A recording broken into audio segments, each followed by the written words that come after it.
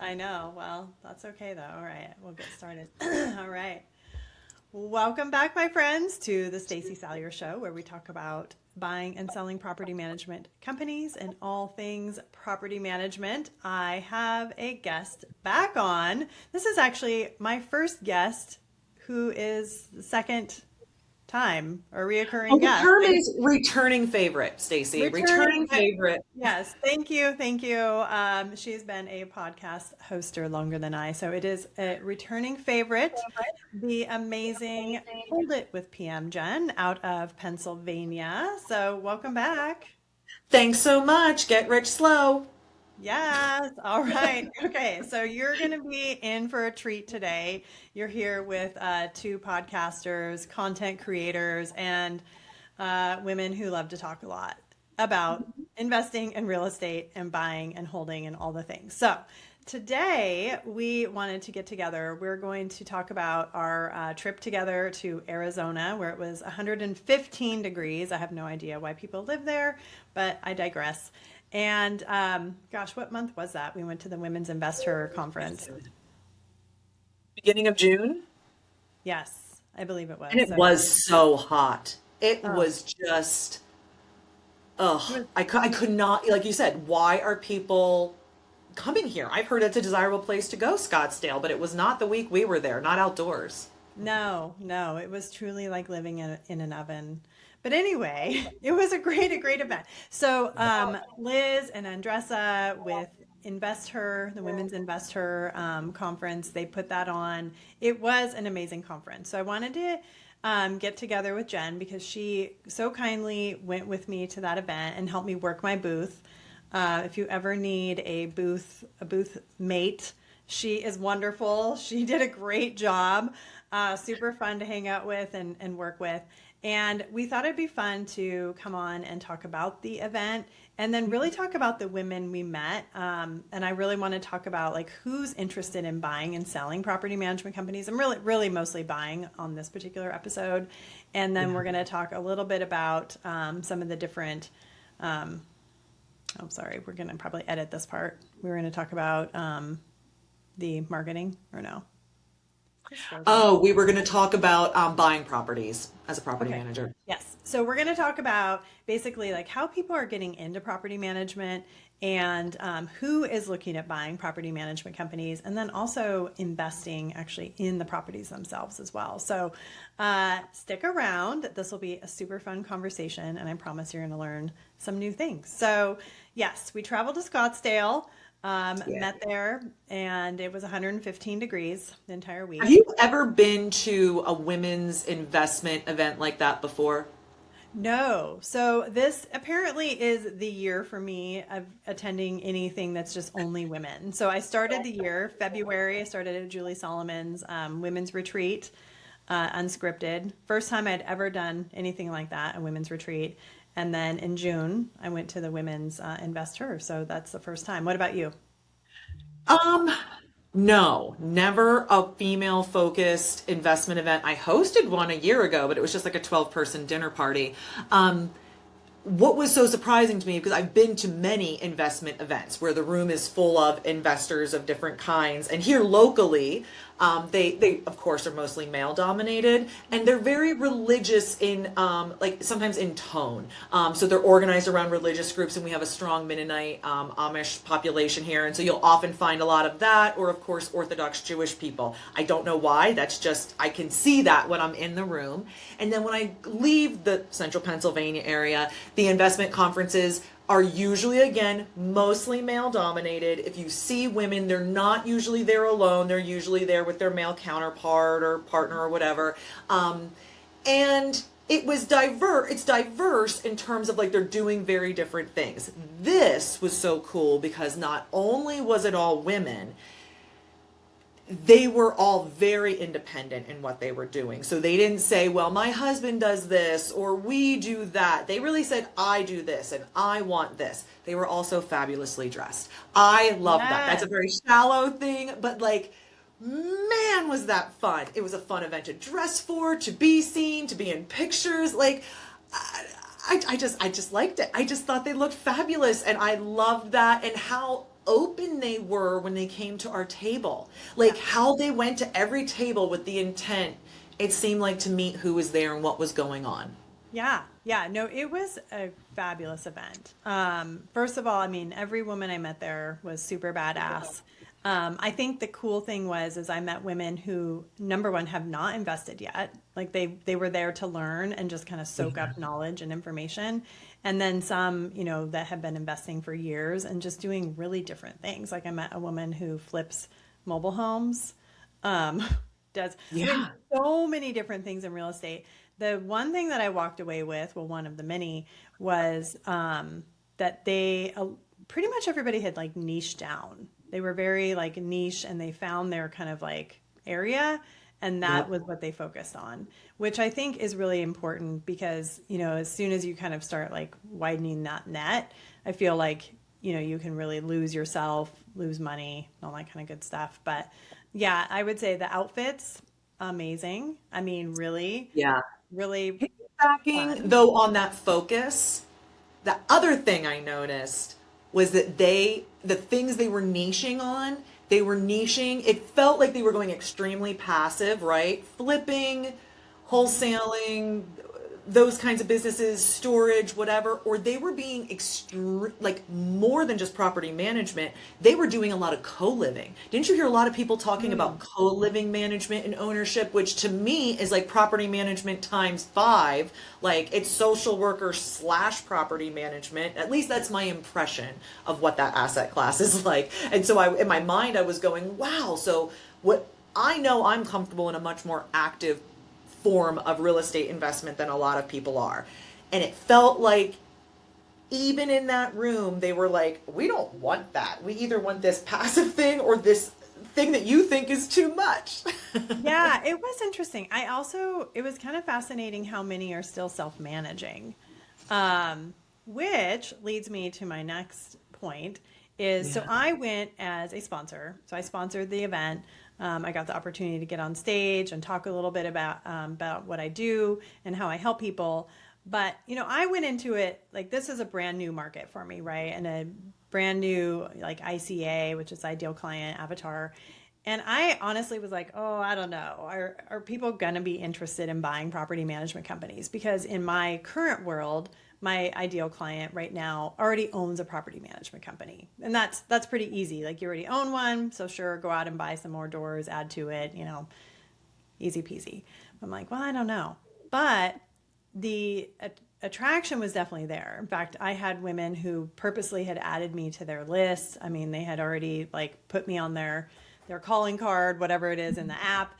And because they're currently self managing, they were very intrigued with what I'm doing and how I'm helping people, you know, achieve their goals and increase their assets basically in real estate in general. So I found that really interesting.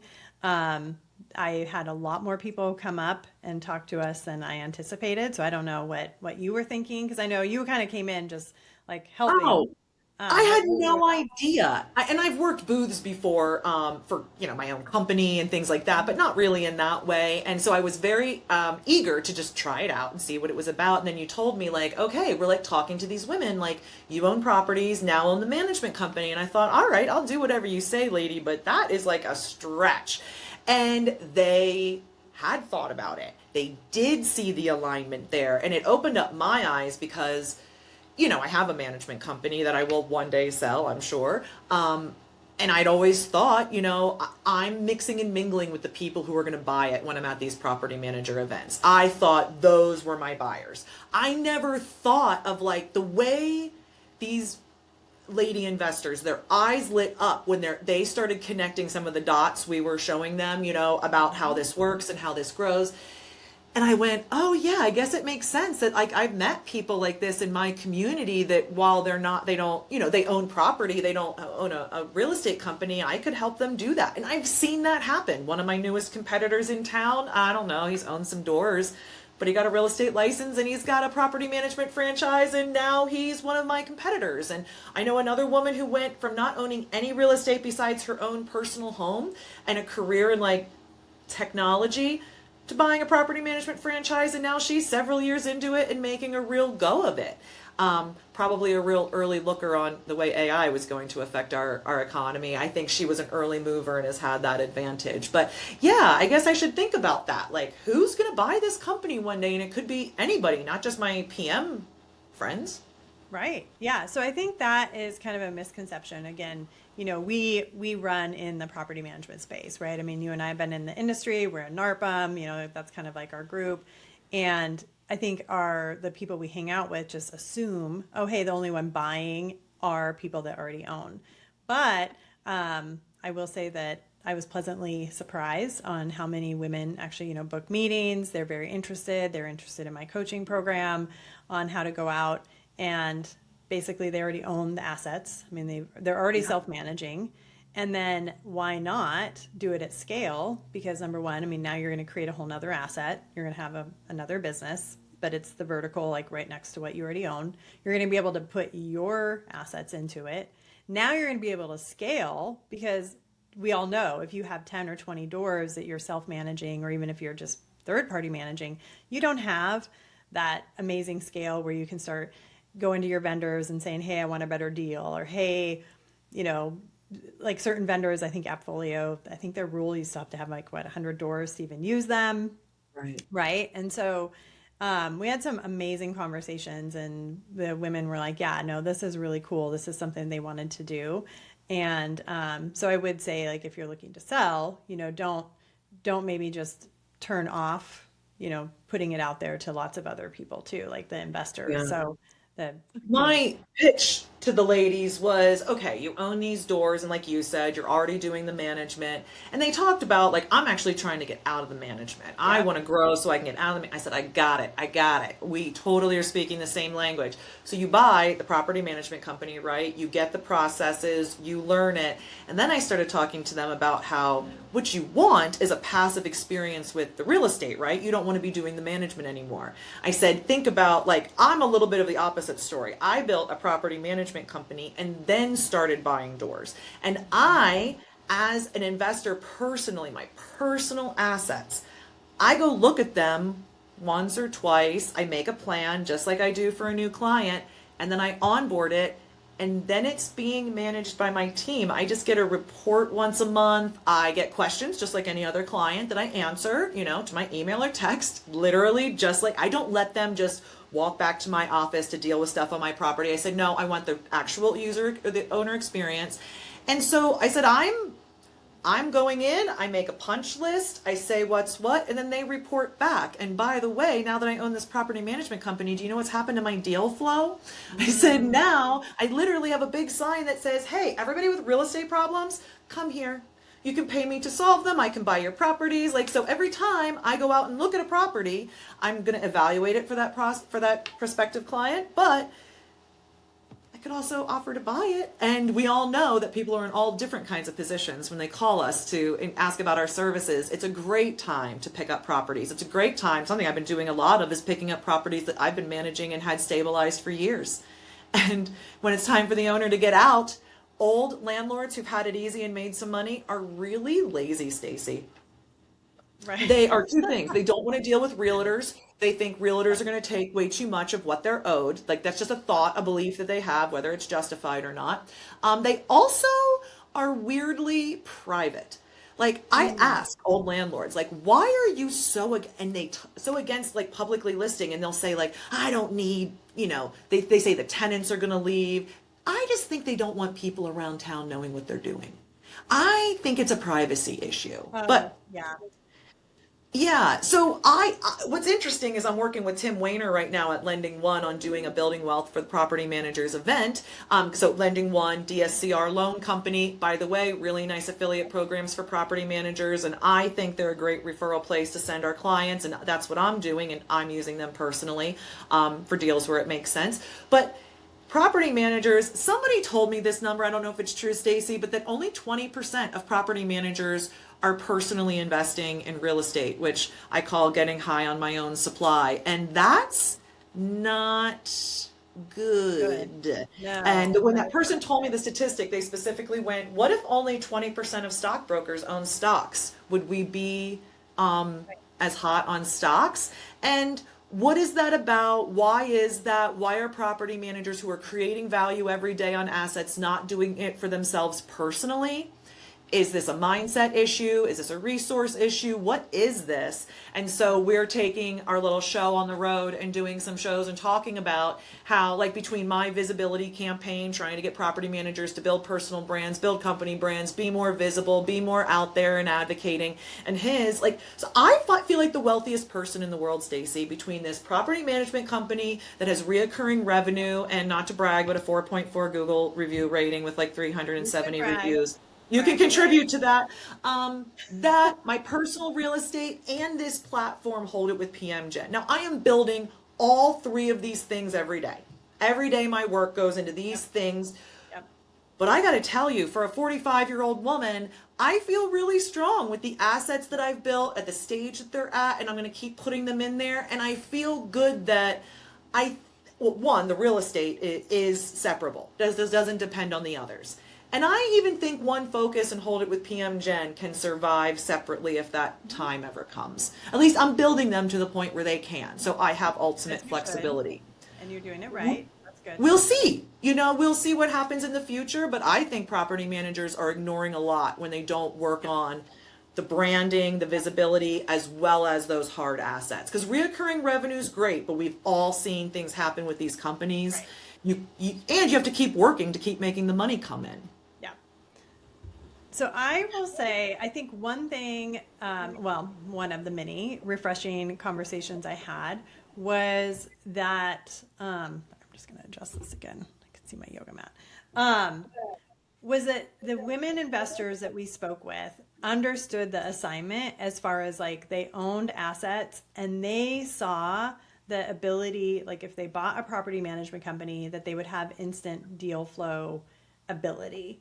Versus, I think the regular property manager, business owner, I mean, myself included when I started, didn't necessarily see that as a benefit. And so I'd love to talk more about that and kind of like how you're educating people around that, because that is, I think, a huge miss in our industry. And I don't feel like we talk about that at conferences. I feel like conferences, again, and I say this many times on my show, super operations, which makes sense, and ancillary fees quite a bit since probably 2017, 18, somewhere around there.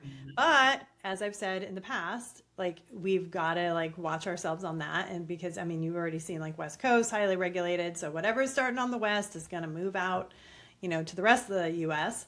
So how do you protect yourself as a business owner to continue to build wealth for yourself and your generational wealth, and definitely personal investing? So how are you working on like educating others around that? I mean, I know that you speak a lot about it, but is there something that you're kind of doing? I think just repeating myself constantly on the generational wealth building power of real estate. I don't even know that property managers fully understand how real estate works. I really don't. I don't know that they understand the market cycles, property life cycles, why it's a 5-way payday, how it's different than stocks and equities. And listen, I mean, some of us are accidental investor managers, right? We're really kind of helping those people who are in between situations and we're killing time. And then some of us, like I was talking about your podcast a couple weeks ago with Mark Ainley. He says, I'm in a super like investor mindset market. That's very easy to teach that. So how am I doing it? Well, I do it with my content. I do it around driving, like, and making it super simple. I end every podcast with like, to buy and hold forever and ever, amen. And if I had to say in like one sentence, that's the brand message. That's oversimplifying it, but that's what I think real people should be doing. And I call myself the voice of the hold. And I think if I make people curious enough about that, and I constantly just have those conversations, and it's a lot of one-on-one conversations for me with my clients, counseling them through rough parts of their ownership. Can you hold this? If you can't hold it, what does that mean you're losing? Like really putting it into perspective for them, because anybody else they talk to in this industry is going to say, you feel like selling, when can we put it on the market? Oh, you feel like buying, when can we buy it? No eye toward what is right for this person in their journey. Can I offer them a solution that gets what they want, that, doesn't, that gets them what they want within the bounds of reality, right? It might be not exactly what they asked for, but it's a good solution because those people make a big fat check every time you transact. And that's part of the visibility campaign. And I'm speaking to people about property managers, step up and speak because it's your expertise that matters to these people. Put it out there for them to find, and then teaching investors, hey, you know what? There's people you ask realtors and lenders for advice on. There's things like that. And then there's other things that you ask a property manager for advice on. There are different people with different perspectives, and you have to go out and find the one that meets you, like the one that meets you where you're at. And that's why we need more property managers out there, because I'm alienating. I'm not getting that many. I need nice ones, mean ones, fat ones, tall ones, ugly ones. I need all of you out there with your faces doing this, because there's so many investors out there. And you know, it's the 250th anniversary of our country. Like, is there anything more American than private property rights and acquiring land and doing that? Like, I think that's just so American and patriotic. And so maybe I'll bring in some of that if that gets some more people to the trough to drink. Well, let's go back to the 5-way payday. Oh, Right? I love the 5-way payday. Okay, 'cause I think I would love to hear more about that. Yeah, and so basically the message here is like, what makes real estate such an outstanding vehicle for building generational wealth is that it pays you in 5 ways. And so the one we're all the most familiar with is cash flow, right? However much income I received and had expenses, whatever's left over is a form of return. Great. And listen, us property managers know cash flow is just a function of leverage, right? If you don't have any debt on the property, the cash flow is going to be immensely high. If you've leveraged the property and have less of your equity tied up in it, you're going to have less cash flow. So cash flow is something that you can decide how much to take now or later based on your equity. But that's just one way. The second way is leverage. And I just played with that, right? So if we put debt on the property, now I'm not putting my cash into the property to generate those rents. Instead, I'm using the bank's money. And if you're like in my market where we have an average cap rate of 11%, and you can get debt for 7, say, well, I still have a 4% delta in that. I'm still making 4% on the bank's money while I make 11% on mine. And so that's extremely sexy. You can use debt to buy stocks. Guillermo actually informed me of all of that stuff, but it's freaking complicated to use debt to go buy some stocks. So that's wonderful. We've got a rational banking system in this country and private property rights. You can get loans and reasonably do this. Yep. The third way it's going to pay you is through appreciation. And what's great about appreciation is there's 3 kinds. So there's market appreciation, the kind where you hold the asset and just over time through inflationary forces, the price goes up. But you can also get instant appreciation if you do like me and buy a property for $140 that appraises at $165. Closing table, bada bing, bada boom. I made 25 grand in instant appreciation. And then, like a sneaky snake, I turned around and put 20 grand into it and raised the value another 30 grand and forced 10. And a caveat, I just want to jump into that really quick. Yeah. So when you own a property management company, you have way more access to deal flow. So, yeah. and that third topic that you brought up, that's where I think there's like a huge miss on that, right? Because you're managing a property. I would almost guarantee you, and you've probably done this, somebody comes to you, a landlord's like, I'm tired, maybe they have an illness, whatever, they want to dump the property. Yeah. You can most likely buy it for technically undervalue because you're also going to like maybe not have fees, whatever, right? There's some deal in there. So you're going to be able to have access to deal flow, be able to buy that. Now you have like that third point, your appreciation, whatever. And win all around, right? The story on that deal, well, I'll finish the 5 ways and then I'll tell you the story on that deal. So then I forced appreciation with, I just reconfigured the heat and air conditioning and the utilities on that. So I forced appreciation. Okay, so that's the third way it pays you. The fourth way it pays you is tax savings. So we're using all the depreciation on that to control our tax burden today. But the other thing is I can 1031 this in the future and defer taxes into other like-kind investments. It's super tax advantage because it's infrastructure. Everybody thinks this is like rich people trickery. It's not. Housing is infrastructure, just like roads and bridges and airports and stuff like that. And the government is not interested in being a property manager. Shock of shocks, it's a hard job. They don't At want to least do not in it. Pennsylvania. And so we get these incredible, and if you get real estate professional status, on your tax return and different things, you can get some really sexy things going with taxes. And then if that wasn't enough, you have the fifth way, which is the inflation hedge. Two aspects to this. One, where else are you going to put your money that's going to do anywhere near as good during periods of inflation? Nowhere but real estate. The second is, as long as you get fixed rate financing, when the inflation happens, your rents go up, but your largest expense, the debt, stays flat, which creates an opportunity there and protects you in an inflationary situation. It's one of the reasons it works so well. And so, listen, it's more complicated. It's more work than owning stocks or owning other more passive assets. But I think for everyday Americans, a small handful of properties, a small handful of single family homes or small multi-units within their community can change everything about that family's financial trajectory for generations to come. And that is so realistic and real. And by the way, for property managers, all the negative stuff about owning real estate, that it's hard to find, hard to negotiate, hard to operate, we're already doing it. Why Yeah, aren't we for other doing it people, for ourselves? and we're not being right, and we're not being So paid let's that give some much. property managers some confidence here about how that deal went. What happened was, and I'm the girl who says buy and hold forever and ever, right? So when the client calls and says, "Hey, I'm thinking about selling the 2 unit," and I go, "What are you talking about? I've renovated it over the last 10 years. It's making money. Like, what are you doing?" And he just says, "I don't want to do it anymore." I go, "You're not that old." He goes, "I just don't want to do it anymore." I go, "Okay, you got a realtor? What are you going to do?" He goes, "No." And I go, "Okay, so you need a referral." Yeah. He goes, "I want to sell it off market." Because I do that. I do advertise off market deals to my clients. And I go, "All right, well, then I'm interested, as long as you know off market doesn't trade as well." And he says, "Well, what's it worth?"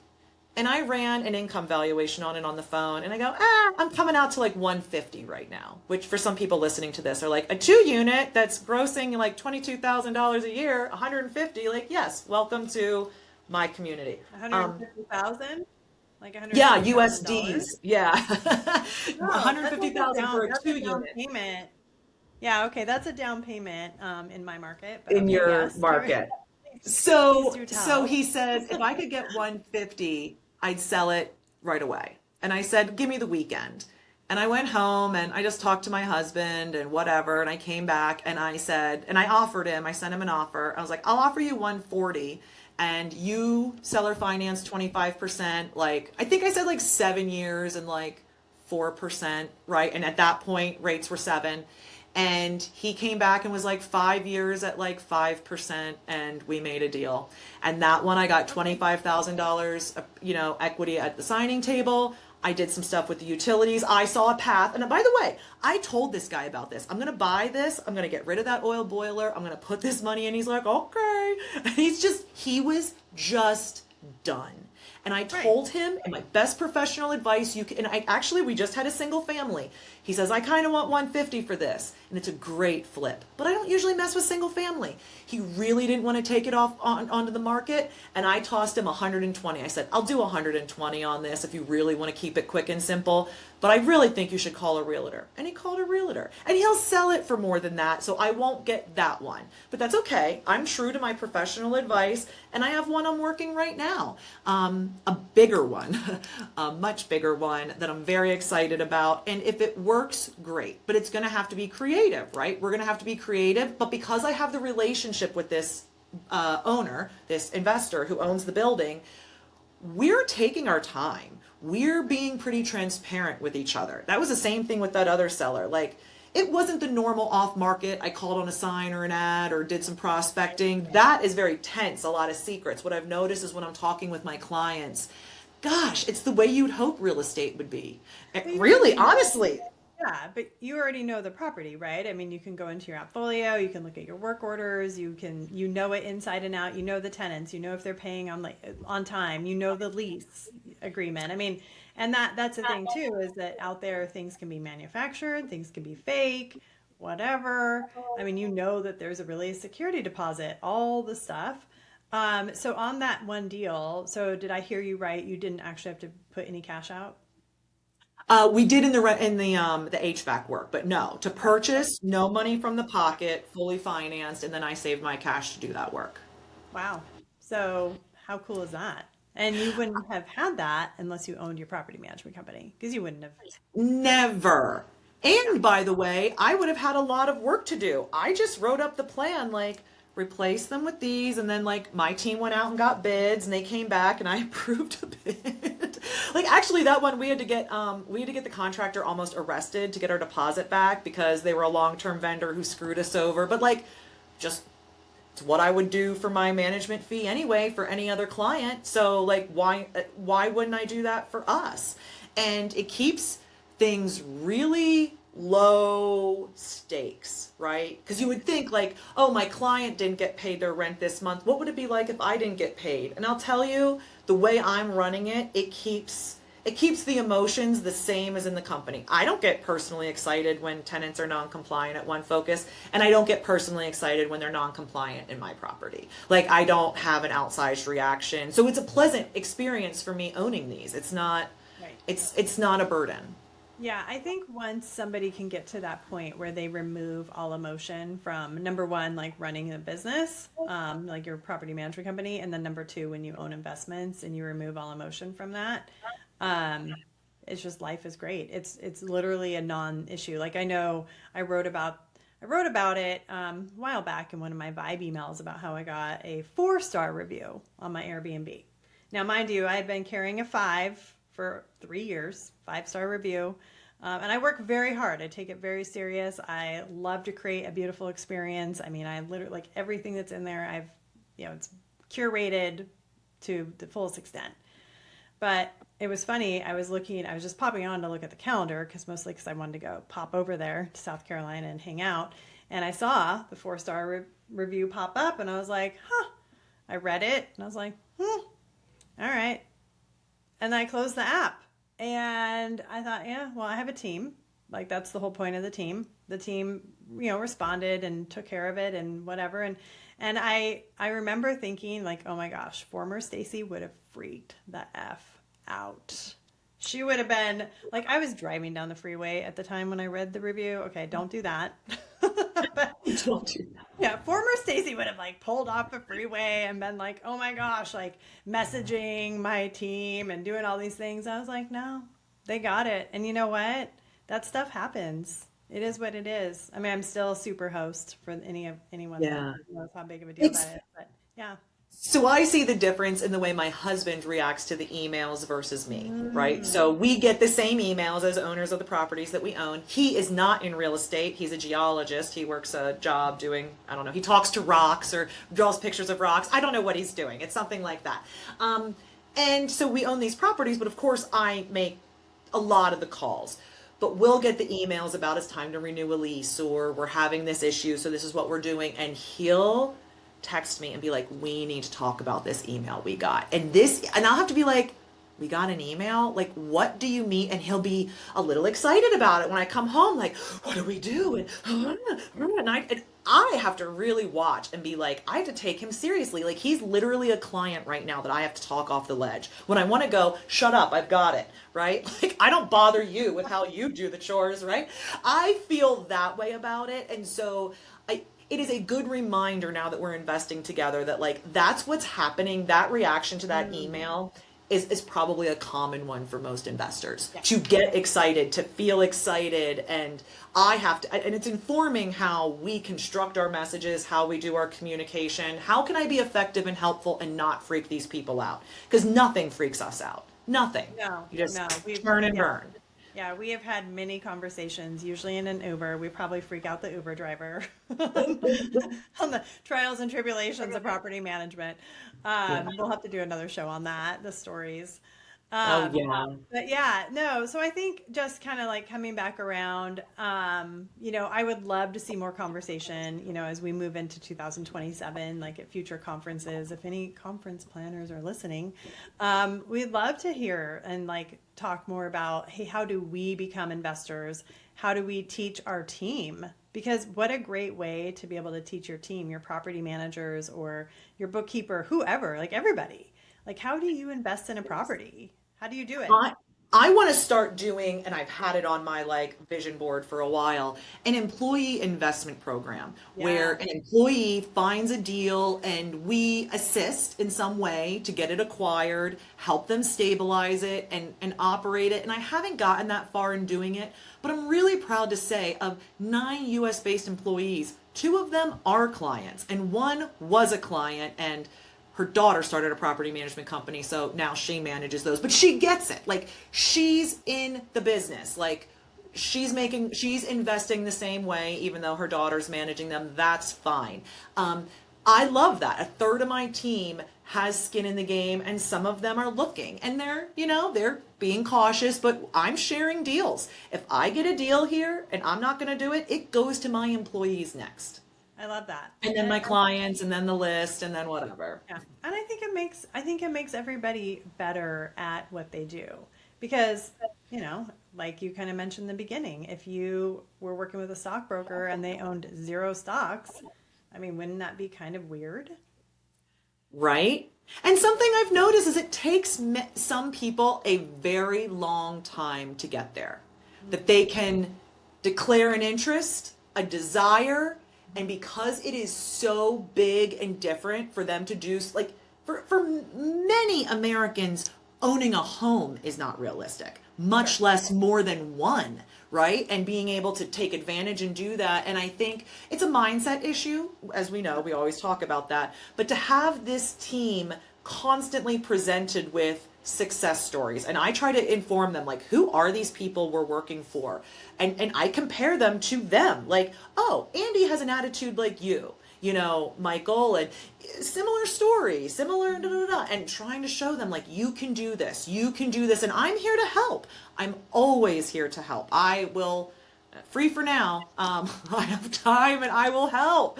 Call I me. love And I'm that. horrified when I find out that one of my employees, like, is going out and doing something and has been too cautious to come ask for advice.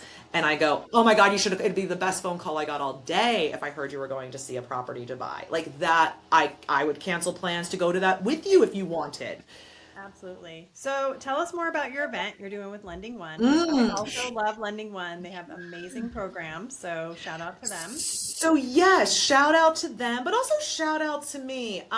Yes, ma'am. Always. Yes. yeah, why, I yeah, mean, why, hey, it why would do I not be a deserve show without Hold It with Pam Jen if she wasn't shouting out to herself. right. So, like, I want a Pennsylvania group of property managers because I have a long-term goal of changing the legislation here, and we don't currently have a very active NARPM group. And so I said, you know what?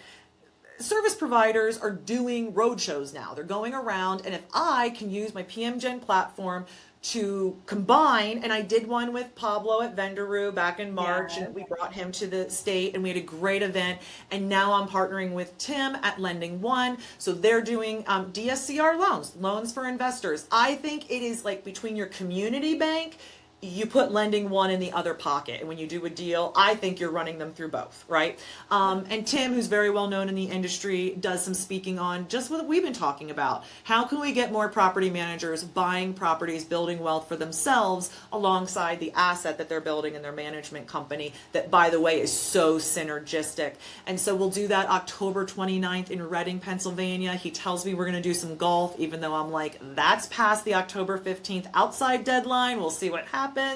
But yeah, we'll have 30 or 40 property managers in a room there. And I just got some text this weekend, and I think we'll do something down in Northern Virginia as well. And we're going to try to thread that needle of, like, I think between, like, after NARPM National, but before this other event I'm doing in Ohio in November. But it's great to see our service partners, like our vendor partners, getting on the road and spending times in rooms with us. Of course, Yeah. we get to see them at the big events. But when I see service partners doing that, putting people on planes, putting people on trains, spending money at venues, whatever they're doing. I'm like, that is showing a dedication to this industry. And yeah, so I'm open to talking to other people who want to come to Pennsylvania and do events like this. I'll help do the promotions and get the property managers in the room and speak if you want, and then you get the opportunity too. But I'm just trying to keep Pennsylvania property managers engaged, getting together, getting I love this that. information. And if I can get them into NARPM, great. But they're all going to be in my army where we go change the legislation. As soon Hey. as things calm down, I think our governor is going to be running for president Oh, soon, and okay. yeah, and just that's how Pennsylvania be. We just always our people like they get pulled into like DC stuff. I think it's just convenient Yeah. and a train ride. It must just be Well, I cheaper than. will, any of our Pennsylvania friends watching, listening, coming from Washington State, listen to what Jen is saying because in Washington State, I mean, we're pretty cooked. I don't think there's any going back from where It's we too are. late. And, what you see here on the West Coast will come to your state. So, and again, it's all about balance. And a very balanced person. So, definitely keep a pulse on that. So tell us again, October 29th, what's the times? October 29th. Yeah, it's like 10 to 3. Okay. It's yeah, if email me on LinkedIn, I'll send you a link. It's on my Okay. LinkedIn and I'll be posting some more about it. I know Tim's posting about it. We've got a landing page, but get in touch with me. I'll make sure you get the link. It's free, Okay. sponsored by Free. I was Lending going to One. ask that. Okay. So Yeah, I free, mean, you October can't beat that. 29th. Yeah. And there might be golf or maybe like a Halloween party. I feel like, Tim, you should be having a Halloween party because it's like right around the I corner. think there should be a little bit of a fun thing there, but let's talk to him when we're together at the Florida State Conference Oh, in a yes. month or two. We're going to be on a cruise ship. Oh my gosh, there's We too are. many bad documentaries right now about cruise ships on Netflix. I've watched them all because I've never been on a cruise ship, and you I haven't haven't either. either. I've never been on a cruise ship, so it's going to be an experience.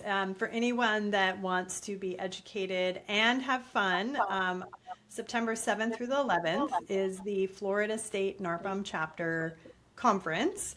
And I highly recommend you don't have to be part of Florida State to go. It's going to be super fun. Jen and I are actually on a panel together. We're going to be talking about building, buying, selling property management companies. And I also love to snorkel. So I plan on snorkeling, whatever day that is.